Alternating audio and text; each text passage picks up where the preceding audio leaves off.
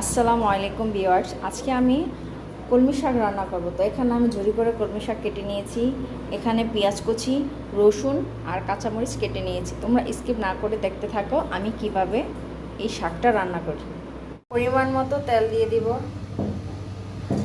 তেল গরম হয়ে আসছে, এ পর্যায়ে আমি দিয়ে দিব রসুন কুচি।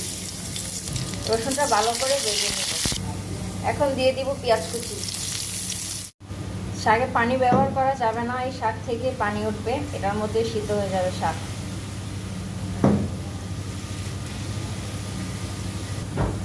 যতক্ষণ পর্যন্ত সিদ্ধ না হচ্ছে ঢাকনা দিয়ে ডেকে রাখতে হবে।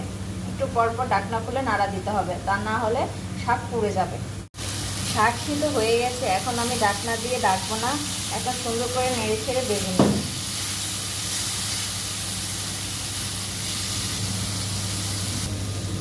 শাক রান্না কমপ্লিট, এখন আমি নামিয়ে নেব।